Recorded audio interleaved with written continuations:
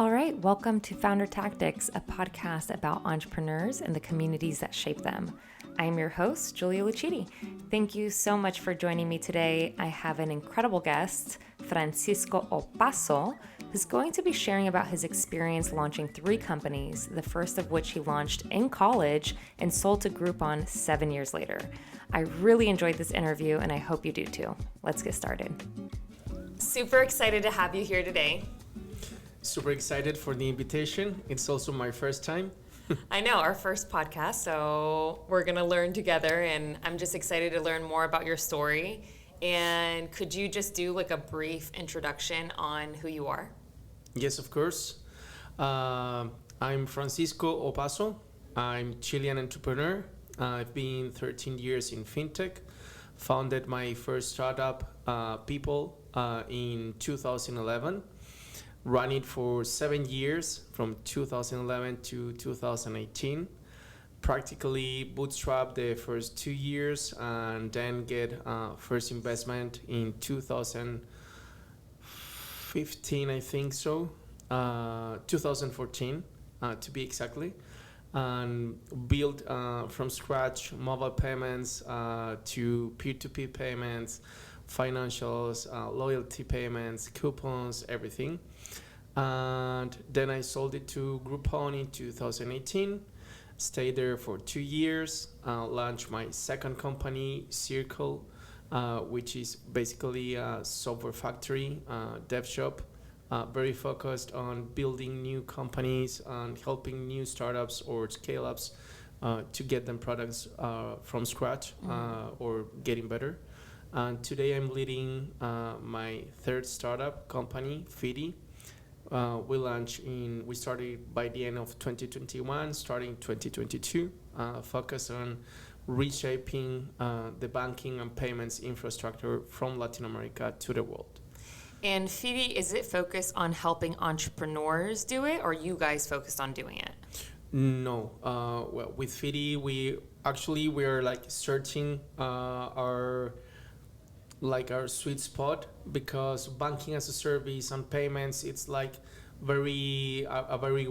has a very wide range. We have like the commodity. You can do anything over there, because we have like accounts, money movement.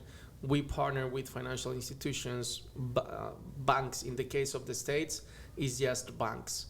But in the case of Latin America, in different countries, Chile, Brazil, Mexico, Colombia, Argentina, you have different kind of licenses.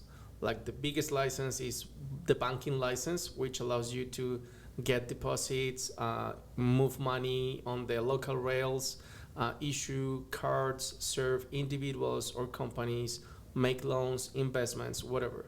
That's the banking license. That's how it works here in the States. But in LATAM, you have like little of more kind of license, that each license allows you to do just a specific job, like only get deposits and issue an account, or like only make loans, or only invest. Right. And depending on the license that you have, we work with a financial institution and we provide like the infrastructure so we can resell that financial services. So for the financial institution, we're like a infrastructure and technology partner and like a big account executive to get more customers over there. Okay. And for the customers, and like what I was saying, for our customers are like today are 2 big companies, and we have 2 startups also. So we don't have like a specific customer or sweet spot today. We're discovering it.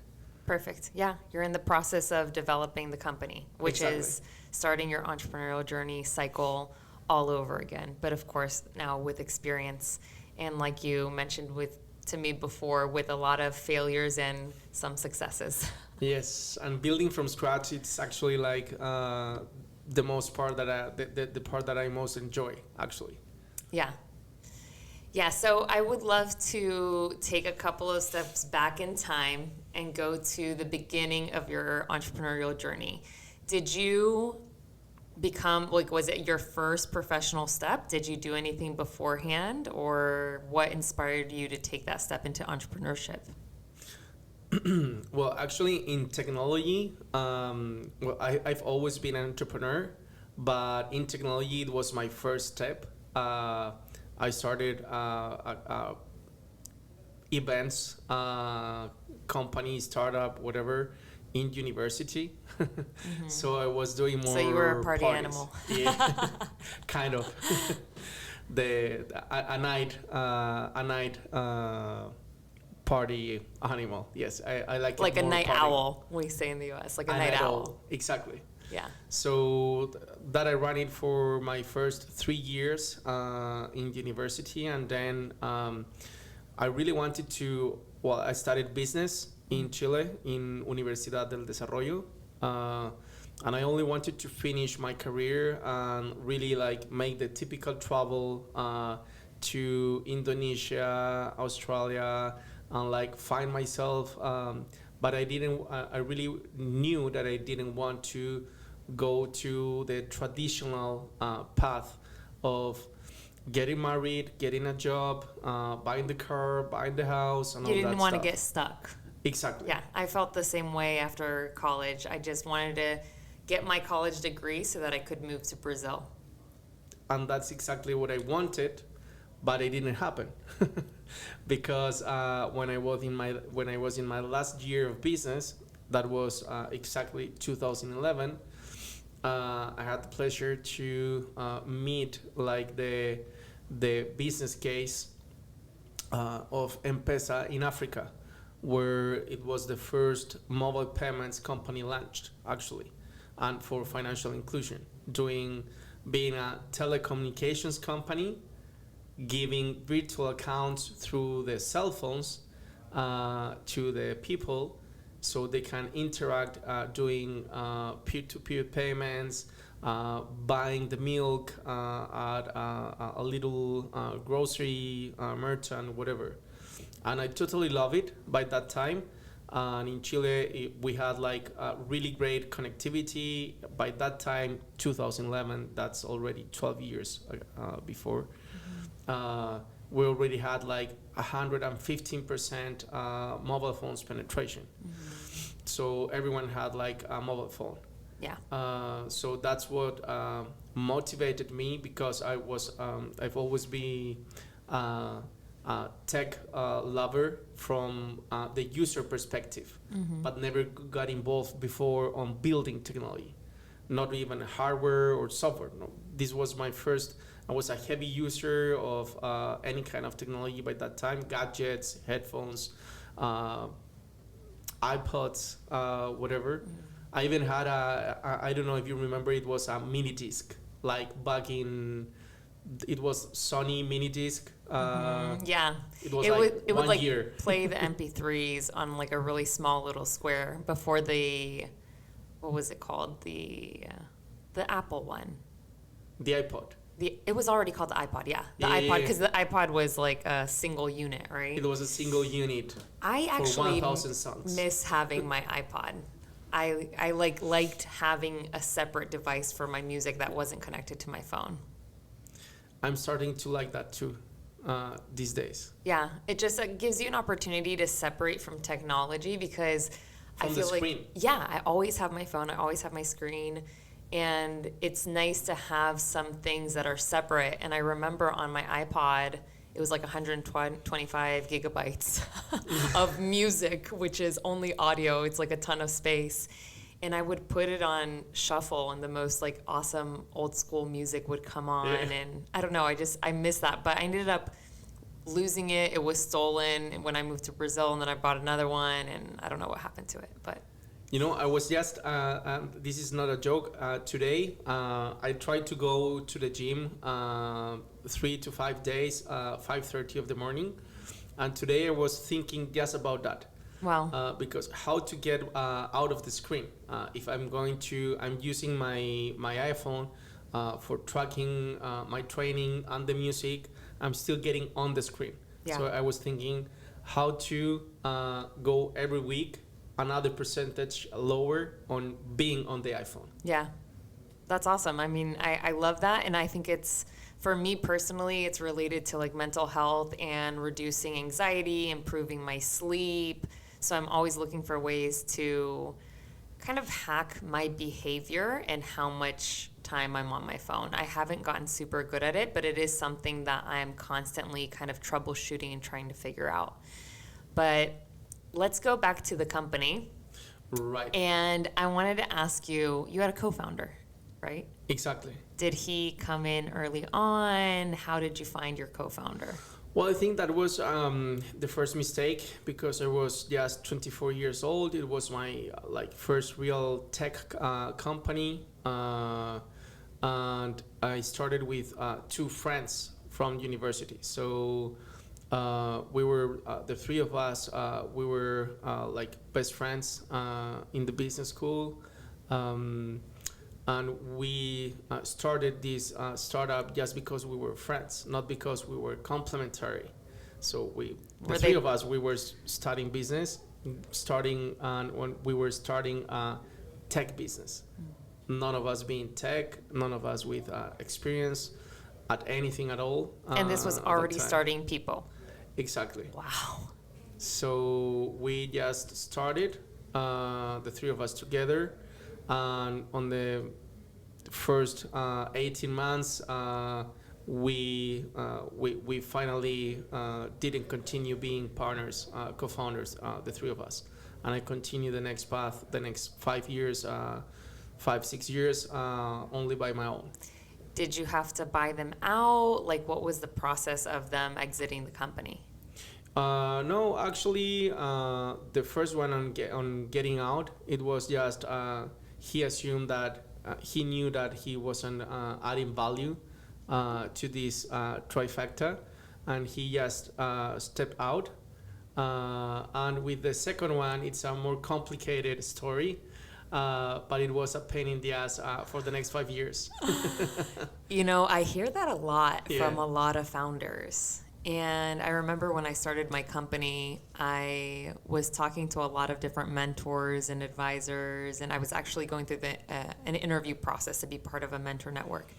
And I told them I'm thinking about starting my own company, but I really want a co-founder. And one of the mentors told me, don't do it. He was like, do it by yourself. You don't need a co-founder.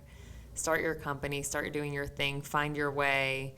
And then, you know, in the future, if you need a co-founder, you'll have more experience to make that type of decision. But does that experience like stray you away from ever having a co-founder? Or do you just feel like there are certain steps that people need to take before they commit to that type of relationship? Mm-hmm. No, and I'm actually, and I don't think because of the experience, but I'm actually in my life, I'm a true believer of second and third opportunities. I don't think that because you make that first mistake, you're not going to try again.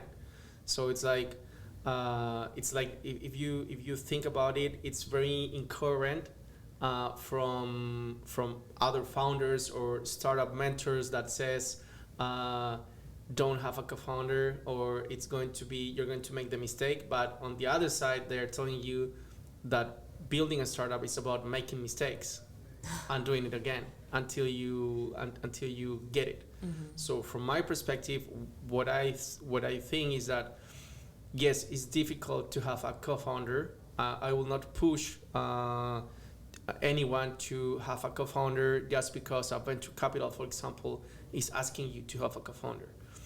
You really need to know that person. It's different being a friend than working with someone. When you have to make the tough decisions, when there is tough moments, and actually in tough moments is where real personalities happen to come.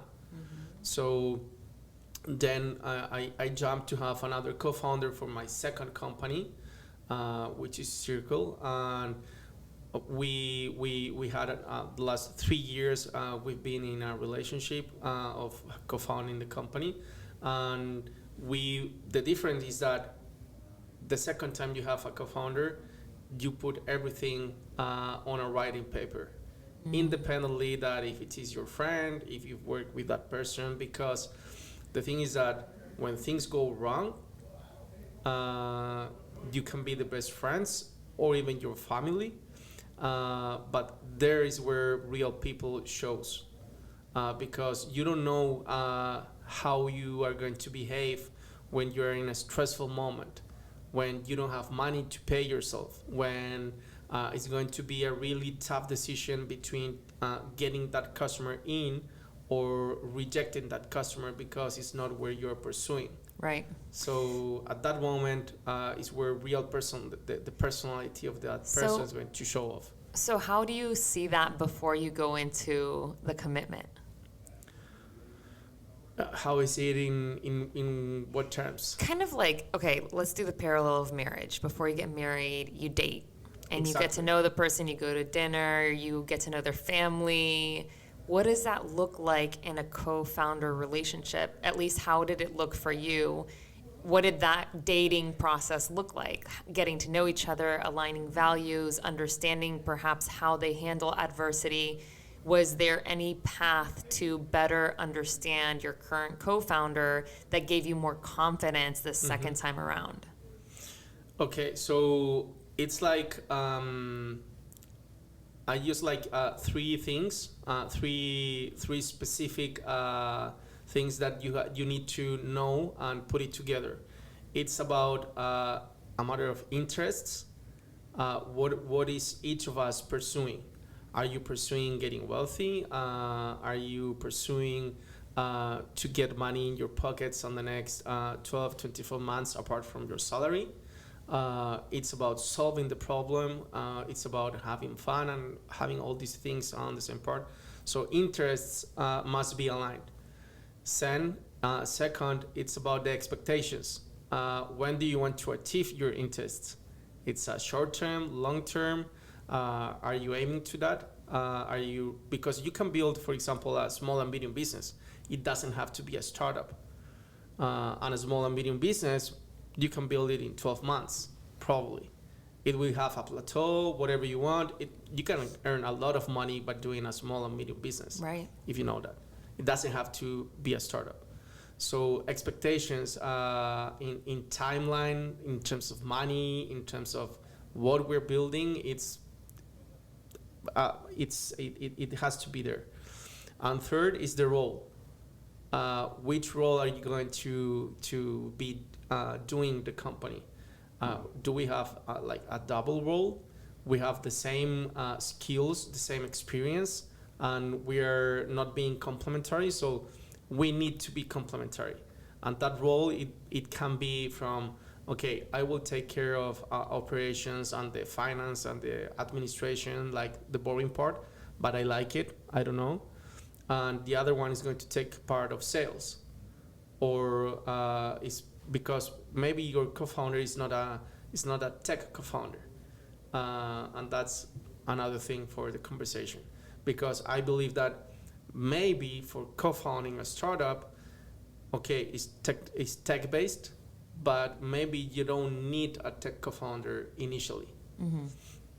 So for me, those three things, it's like interests, expectations, and the role that you're going to play are the three main things that you have to put on writing, on a paper, sign that. Yeah. Not legally, but what I mean is like A commitment. a commitment between the two or the three of us. Yeah. That's how I put it, to find like your co-founder. Yeah, no, that's great. That's great advice. And maybe you're going to know it, maybe you're not going to need it initially. And was this someone in your network who you currently work with? Yes, my second co-founder was someone that I met, a Brazilian guy. He must be very good. Yeah, he's very good. And we find ourselves in the fintech association in 2016, 2017. We met there, and it was good to start. You know, I loved working with Brazilians. I worked in Brazil for 6 years, and I find them, myself included, because I'm Brazilian, but I'm very American. So it was definitely like a big culture change for me to move and work in Brazil, because I was raised in the United States. And so I moved to Brazil when I was 23 and started working with Brazilians for 6 years. And I just found them to be incredibly creative, very hardworking, very supportive of each other and each other's work, like healthy competitive, and they know how to enjoy life.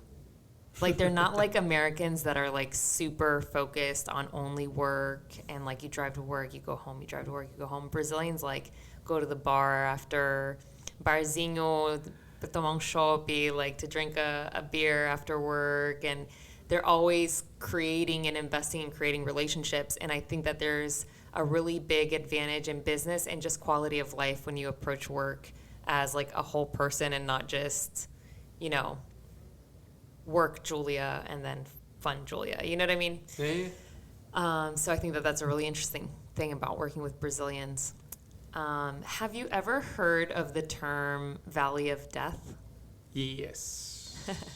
So the Valley... Been there a lot of times. So for people who maybe are listening and don't know, right, who aren't part of the startup world, the Valley of Death is the moment where a company can completely break, or I also attribute it very much so to like the founder's journey and the mental toll of building a company and pursuing a big project essentially on your own, sometimes yes with someone, but yeah, the difficulty of building that company through a phase where you are running a big risk of either your company breaking or yourself breaking.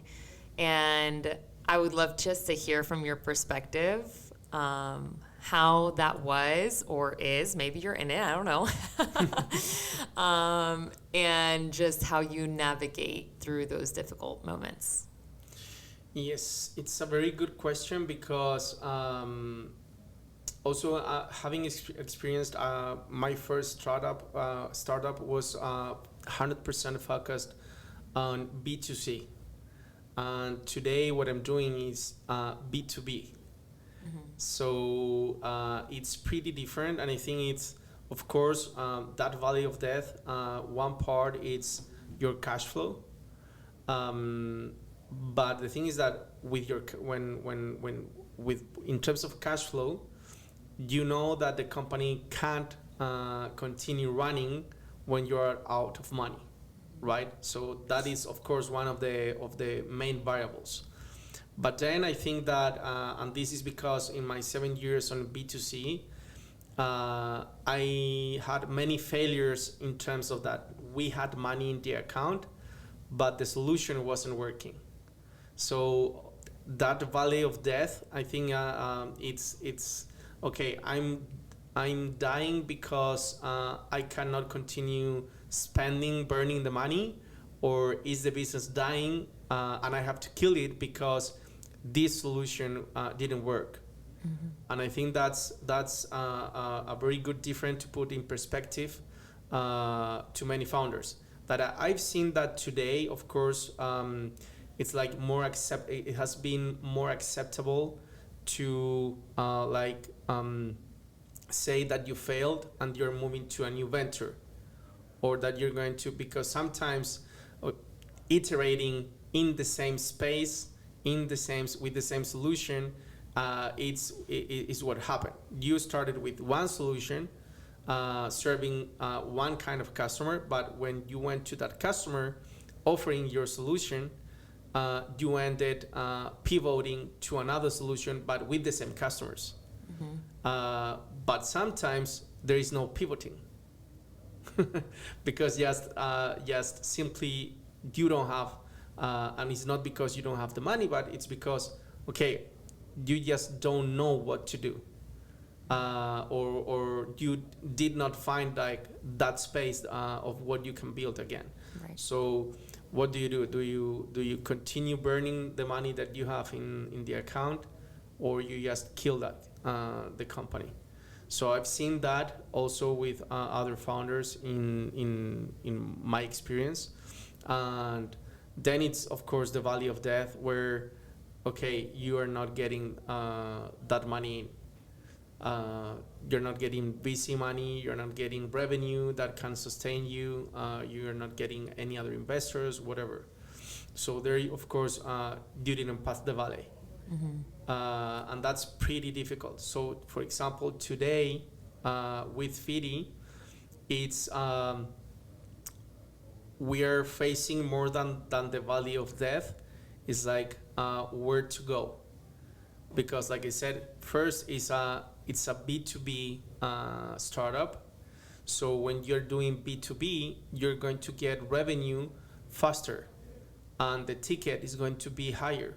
So bootstrapping initially, it's easy. Now thinking on how to grow. So for example, today we have money in the account. We have 10 to 12 months runway to continue iterating and getting customers. And we're going to increase that runway. But which product, which solution, especially in B2B when it's not a SaaS, where to go, how to discover that product that is going to scale, especially because today the first customers, today we have 4 or 5 customers, probably our next 10 other customers is going to be a lot of consultancy on building, because it's a B2B enterprise solution. It's not like you can scale to 1,000 of customers or 2,000 customers. So that gives you the advantage on getting money and cash with customers in the company and being like independent for a good period of time. And the big difficulty is, okay, how do I find this product, or which is going to be the niche with the one that I can really scale my company in that perspective. Yeah. How has, in a sense, community played a role in helping you grow your companies? Be it from the perspective, because sometimes we think about communities and we're like, oh, investors, mentors. But I think beyond that, I think community is also family, friends, the support network that surrounds you as a founder. Because like you said, there are many challenges, right? There are moments where you have to make really tough decisions with your co-founder, tough decisions with the company, they're cutting it off.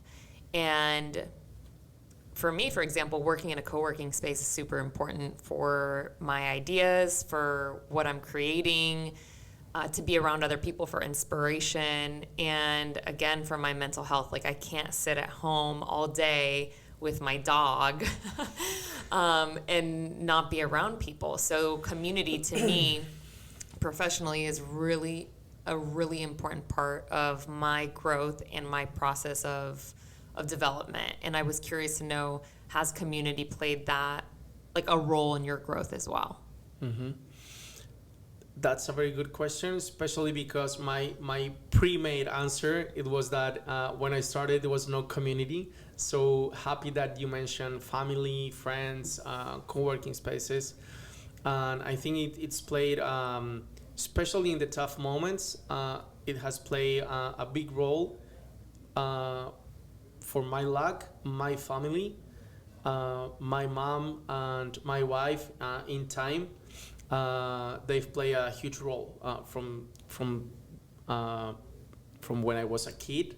My mom, she built this confidence on me, so I can take risks and I can take my own decisions. And I think that's most of people don't think about that, but that's real, a real thing for new founders or people who tell them kids and build that confidence for everything, for sports, for entrepreneur, for career decisions, whatever. So for me, like the big thing is that my mom built that confidence for me, and that's what has helped me in my entire life to make really tough and risky decisions. So can you share a little bit more practically, what did that look like? Like, what did it mean? Like, your mom would put you in, like, allow you to be in uncomfortable situations where you had to make the decision instead of making the decision for you or protecting you from that difficulty, or, share a little bit more of what that was like. from the little things, I think that from being like a little kid, on making me choose, I wanted, I don't know, these 3 toys or these 3 games. She made me choose one of those. Then in school, from always like having my back independently of what the teachers or the school said in those terms. I know from having the long hair, and the school rule was not to have the long hair, but she said, okay, it's his body, it's his hair, what he wants to wear it. Or putting, of course, on the tough decisions, like, okay, if you want to go to holidays to this part, you have to make your own money. So like teaching you to learn to get the value of the things is one thing, and the other thing is, of course, like I told you, in the school, she always had my back, and if she wasn't worried about how the grades were, at least I was a good person. I was respectful with my classmates. I was respectful with my teachers. So like all the other small things, like some teachers were like, I don't know, he could do better on grades. He could do better on this. Okay, but is he being respectful with you and with all the other teachers? Yes. So she always had my back in that like little details, and always making me be the one that make the decisions on the things that I wanted. Do you want to play football or rugby? You can only have one. But you choose. So she always made me choose everything since I was, I don't know, 3-4 years old, crying in the mall for one candy, but I wanted another one. And it's such a undervalued role in society, but it's so fundamental and so important in the contribution that mothers have to the growth of entrepreneurs and leaders is so fundamental. So I love it that you mentioned your mom, and also you said your wife. Yes, and actually it's also my mom again, because I was lucky to get into entrepreneurship. And don't be worried, because this happens a lot to more founders. I was privileged also to be able to don't earn money and pay my own bills or my own rent for 5 years, because I continue living. That's a really big part, and I'm glad that you shared that, because I think a lot of the question that I often have is like, oh man, this entrepreneur built this with what money? Like, how did he pay for his bills? Like, how did he make it? And so you had that support where you could be at home, you know, having your bills paid, and like you said, and having food and comfort. Exactly. And be able to focus on your company, which is incredible. Yes, that's something that I think it has to be mentioned. Nobody says that, or maybe no one really revealed that. So this is also different. In the States, I know the culture is the kids go from home at 18 years old to university, and of course the fathers or moms pay the university, the school, whatever. Mm-hmm. In Latin America, of course, it's more Brazil, Chile, we stay more with the parents. Yeah. So, but again, it's also a small percentage of the population that we have the privilege on having this family that can support you in this case. Yeah. So being aware of that privilege also allows you to make other decisions. Mm-hmm. Because you have that privilege. Because you value it. It's a sense of, you part from a sense of gratitude. Like, oh, I have this. What can I do with everything that has been given to me? And seeing your cup full, right? Exactly. Instead of being like, oh man, I live with my parents. I don't want to live with my parents. You saw it as an opportunity that, man, I have this opportunity where I can do more. And it's kind of decisions, because all my friends that got out of university, they applied to extraordinary jobs, earning a real good salary. But my choice was staying at my parents' home, at my mom's home, and use that money, or use that money to build what I wanted to build. Mm-hmm. So it's, again, it's decisions. and taking those decisions when you have, of course, the social pressure of don't continue living with your parents, getting your own home for whatever it is, because you're going out to the club, you want to invite a girl, whatever, but you're still living with your parents. So what are you going to choose? A paid job that allows you to have your own place, pay the rent, go to clubs, spend money, whatever, or you're going to decide continue living with your mom, having the privilege to do it, of course, and build what you want to build. Yeah, and I think that we, at least like now in society, people want things very quickly and want the success very quickly. They want the money very quickly. They want the incredible car very quickly. But, I think the question is, at what price? Everything comes at a price. And for me, that was a really big transition that I went through in this past year of deciding to start my own company was, I don't want the salary because I want the freedom. I want the freedom to create. I want the freedom to take my own path. And luckily, me and my husband made decisions along the past couple of years that positioned us favorably for that, right? So when we bought a townhome, I remember I was like, maybe we should get the bigger townhome. And he was like, no, I think we should get the smaller one. And I was like, really? Okay. And then I wanted to get a car, like a new car. I was like, oh, I really want to drive an Audi.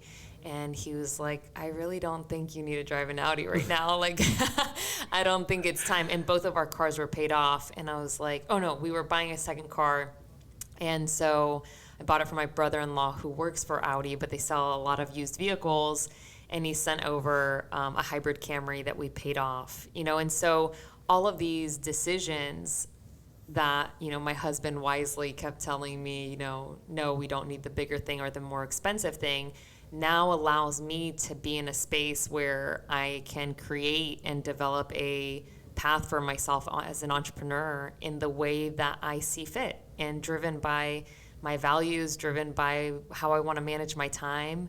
And that feels so incredible. It's not easy, but it definitely feels like a really incredible moment to use my time in different ways that before I couldn't.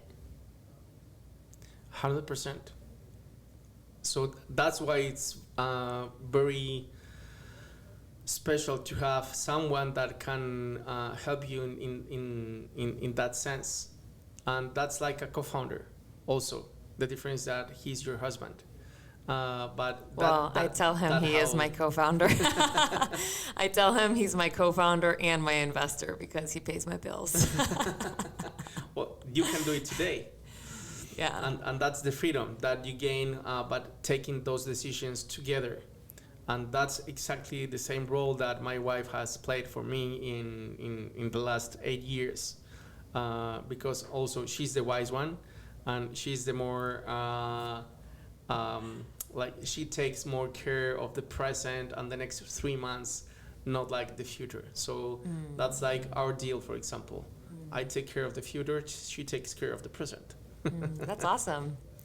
I love it that you guys have those kind of roles also defined, which I think is the same thing as like a co-founder relationship, right? So Exactly. Understanding like what is your role going to be, what is my role going to be, and there's a lot less tension in the relationship when those things are discussed and agreed upon.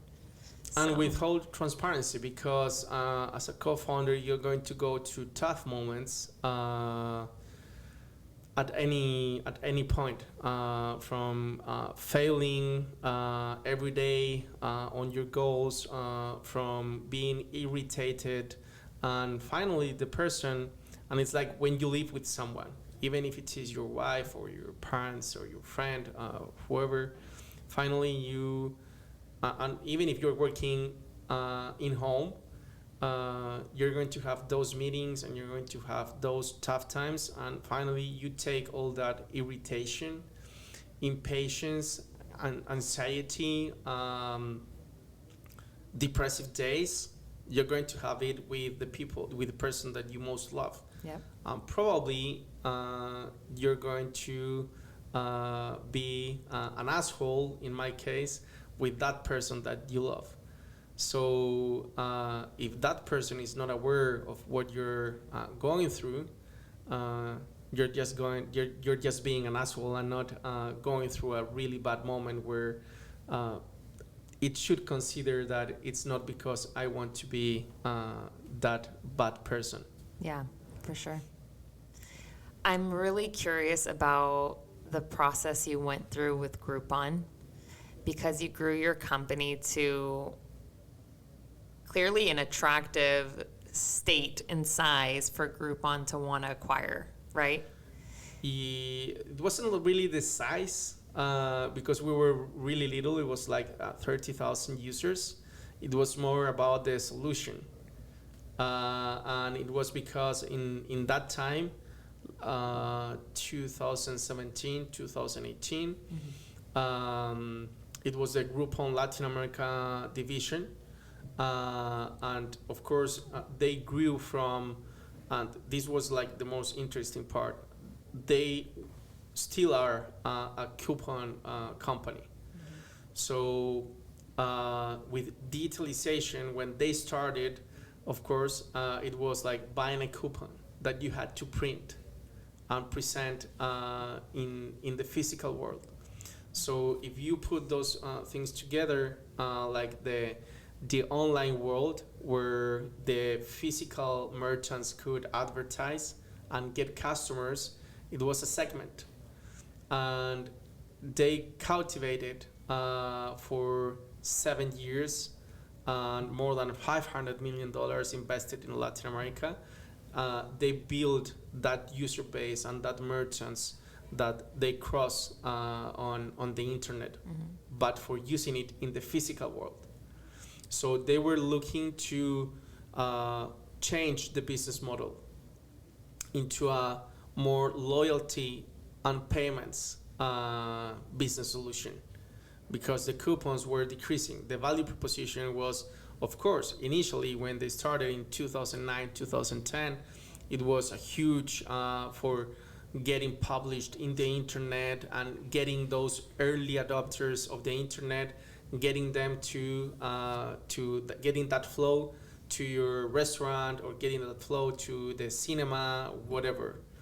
But then when you already have in 2016, 2017, 2018, you already have iPhones, you already have mobile wallets that started in 2011.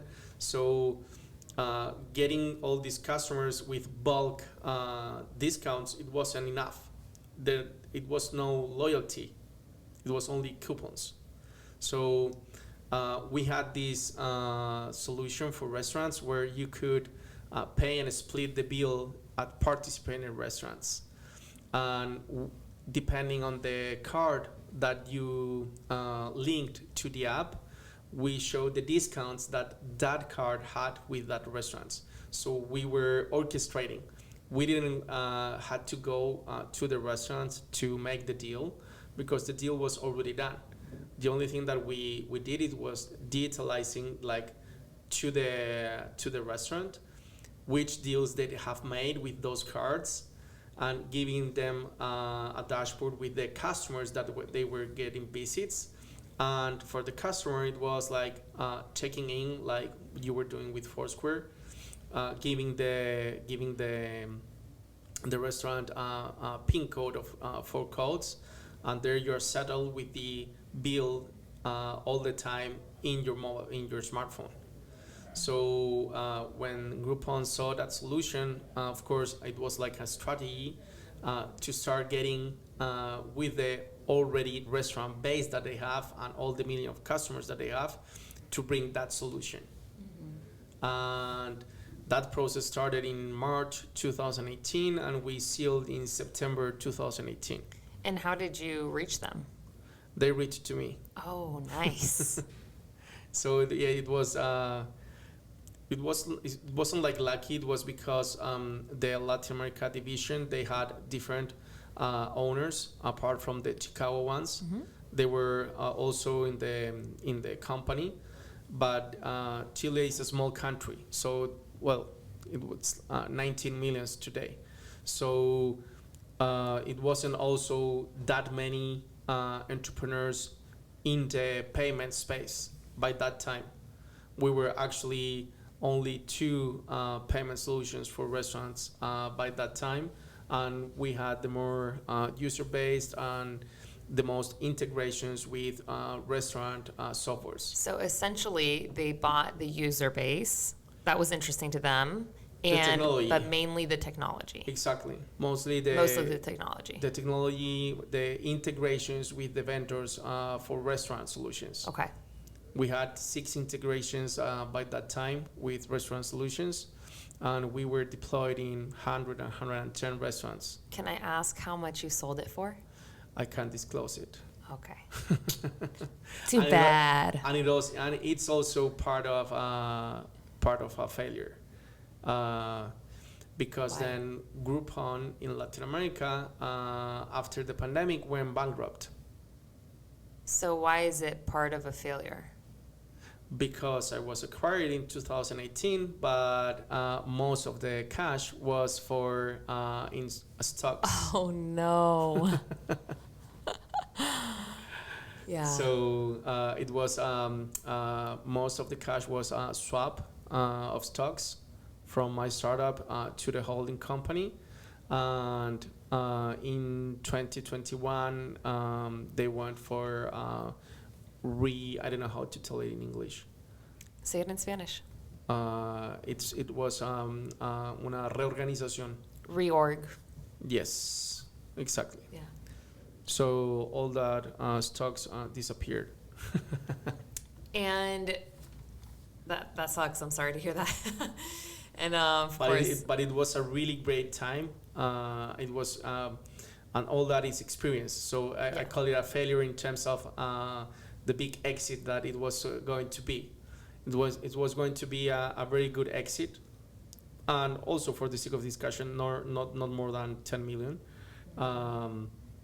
But the process was really extraordinary, because I had the pleasure to participate then in 2 M&As from the region, meet people and work with people from Brazil, from Mexico, from Colombia, be part of an organization that had 1,500 employees. I never worked before with more than 20. yeah. That was my whole team. And that's something that we talked about the first time we met, was about that transition into working in a corporate structure with hierarchy. And I'd love to just hear a little bit like how that was for you, and the challenges and also benefits that came from it. Yes, also that's also to know, like, the first part, when you are in a startup, until you don't grow into a scale up or a company that can, of course, support the whole company growth and your salary and all that, you're always fighting. You're always in war. So also that part was also fun, like having 2 years where I wasn't in war. Yeah, like it was breathe. It was like breathing. Yeah, exactly. And also it was where I really became consciously humble, because when you're a founder, you're almost always fighting, because it's your vision, it's your purpose, it's your product. You are developing the business. You're leading. So that's a very good resume. So when you're leading, what you get most from people, more than mentoring, you get critics. So True. Everyone is criticizing you. So you're always like with a shield all the time. So when I jump into this huge corporation with 1,500 employees, it was really learning to hear more than act, and to really more support than lead. And that transition, it was really, really great, because I learned how to read better people, learn what, like, how seeing me on other leaders what they were facing with them teams, what it was like having customer support, having two CTOs. It was one CTO for Brazil and one CTO for Hispanic America, both with them own leaderships, them own visions on product. Was there like a specific moment where like the gear shifted, where you're like, oh, I need to take a seat back? Because I don't know if there was like a specific instance, at Groupon or an interaction that happened that kind of made that switch more concrete. Actually, no. It was pretty natural because, to be really honest, I was really exhausted by that time. Pushing your business for 7 years with no market salary, with not being capable of savings and reinventing, because with the same startup I reinvented the company 4 times. I didn't like quit and said like, okay, this didn't work, so I will start a new one. No, I was really in love also with my brand. So and I'm still in love with financial inclusion and how technology can serve that.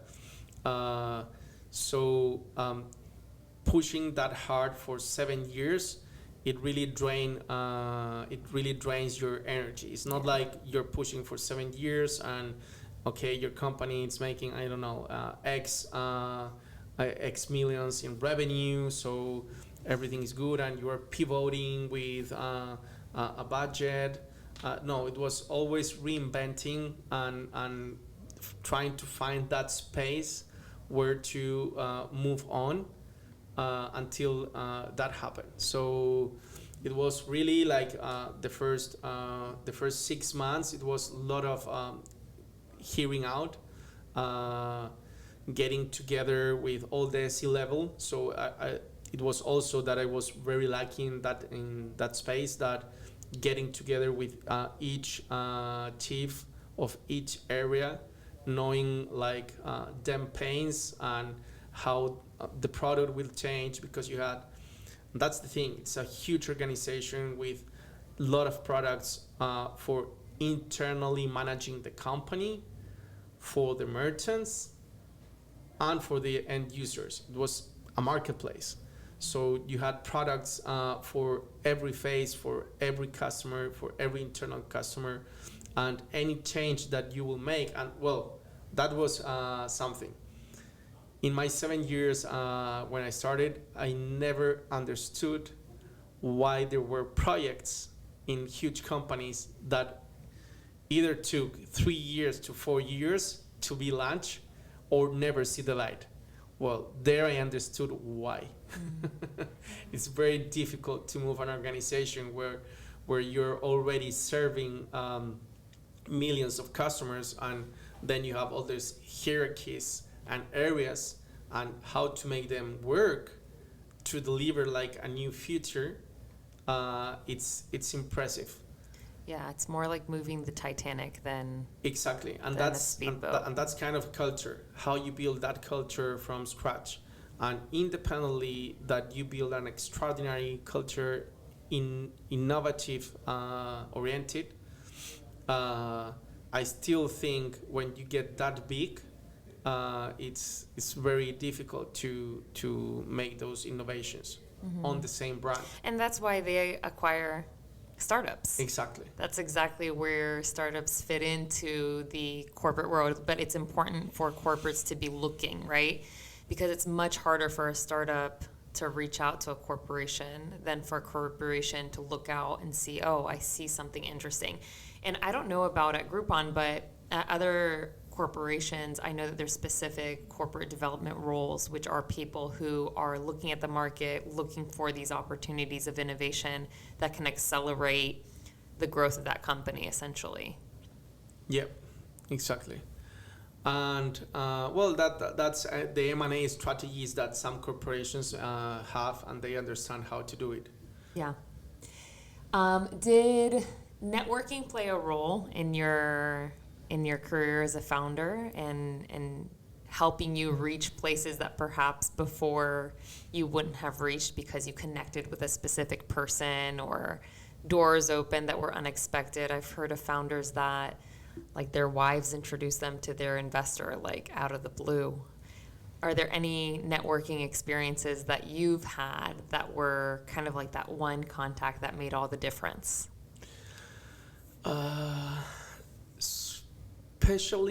Specifically, from my experience, I'm like the door opener. So in to develop more on that is that I never cared, and that comes with the security that that my mom put on me. I never care how to get in contact with people. I didn't care if you make the introduction, like the warm intro. Warm intros, I learned it like 4 years ago from the investor side, or 3 years ago. But I never cared. I was the guy that I was going to find out where was the office of that person that I wanted to speak with, and I was going to go there and sit there until that person speak to me. So I think that and from that's very different from where I started. That in Chile by that time, from 2011 to 2016, it wasn't that much of community building for startups or incubators or whatever. Right. My first experience in an incubator was by the end of 2013. No, it was in 2014, actually, and it was from a university. So from there, for example, everyone, and that's the thing, in Chile specifically, everyone was an entrepreneur. Incubators, it was the first incubators that they were launching. So the guys that launched that incubator, them startup was the incubator. So they also were trying things that they saw in the States, trying to build them in Chile. The venture capitals that started were executives that saw how they manage venture capital in Silicon Valley and all that, and they launched them ventures. Still today, an incubator, accelerator in Latin America has a lot of challenges. So for me, networking initially, of course, it was more self-made, if I can say it like that. Of course. It was more self-made on like who is that company or who is that person that I want to reach out, and I will go knocking door by door. Like literally, you would go to their door. Exactly, literally. And run into the person and say, hey, I'm here because I think that is, first of all, genius. And there's a lot of simplicity in genius activity. Like it's because people are like, oh, networking, I want this person to introduce me to that person, and then they're DMing on LinkedIn the smartest, DM that they can, sentence or whatever pitch that they can do to get an answer. And I think it's so impactful when you just pick up the phone, when you just make the drive, when you just go out and go for yourself. And we're all people, right? Like we can be found in our offices or wherever it is that you might have to go. And that's like a very entrepreneurial mindset, is not putting that responsibility on a third party, which I see a lot of entrepreneurs doing. Oh, can you introduce me to a customer? Can you introduce me to an investor? Can you introduce me to a partner, to a corporate? And you essentially, your mindset is, no, I will do it for myself because I'm capable. I can go and reach out. I can go and find out where they are. And I think that that's a really, really valuable mindset. Yes, I think so, the same, and especially when it's about business development, on when you're going to make your sales at any product at any stage. I think that not doing it, it's kind of lazy. I understand the warm intros in terms of investment because it shortens you a big gap on trust, and that's what network is about at that time. it's about creating the trust and creating the relationship. So on the investor side, I completely get it. But in terms of making sales, on meeting customers, on getting, if you want to have a talk, I don't know, here in the States with someone at Delta, especially today that you have LinkedIn. When on my first 5 years, didn't have LinkedIn. It was either you're well connected and you will get seated with that person specifically, or you grab the phone, go to the website, find the address, and get there.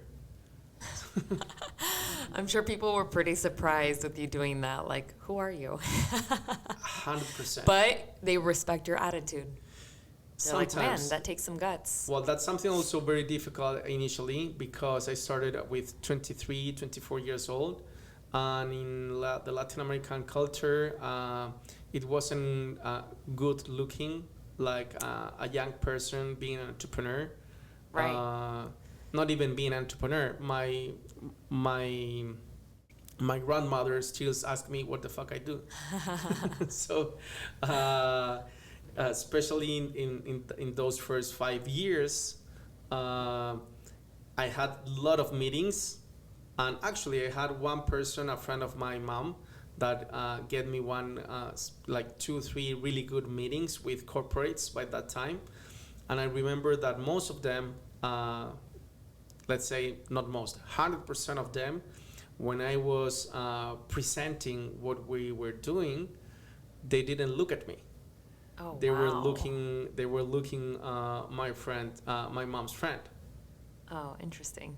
So the mindset, and that's something also why I relocated myself to the States, it's because the mindset culturally in Latam still needs like 1 or 2 generations to change that kind of mindset. Yeah, and for people who like are not as familiar with Latin American culture, because there is a much stronger culture driven towards secure jobs like doctors, lawyers, these more corporate jobs, entrepreneurship has been looked down upon for many, many years. And it's slowly changing, through the initiatives of companies, organizations like Endeavor and other incubators and accelerators that are coming through. But it's not a part of the history of that culture in the same way that it is in the United States. The United States was built on entrepreneurship. So this is a place where entrepreneurship is very much so celebrated, studied, and it's part of our culture. And so you essentially were doing something that was completely countercultural to Chile, to Latin America. And so the United States would provide a more aligned values for what you're pursuing, essentially. So well, this has been really nice. We've been talking for about an hour, so we're going to wrap it up. But I do want to ask you, how can people reach you? On LinkedIn, people can reach me on LinkedIn, on Instagram, it's open. Those are my networks. I'm not like a Twitter guy, or now it's X. Yeah. I have Twitter, but I still don't get... What's your Instagram handle so people can reach out? Instagram and Twitter is at Pancho Opazo.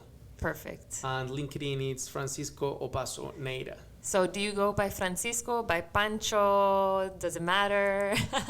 It doesn't matter really. Either one. I go for Pancho for most of my friends, and my wife and mom call me Francisco when they are mad at me, so prefer to go through Pancho. That's great. Well, this has been really cool. Maybe we can do it again in a couple of months and see where you're at and talk about some more things. Thank you very much for the invitation, Julia. My pleasure. Bye. Bye-bye. Thank you so much for tuning into this episode. If you have any feedback, questions, or comments, please email us at hello@foundertactics.com. Also, if you enjoyed this episode and you want to stay in the loop, don't forget to subscribe. We'll see you next time.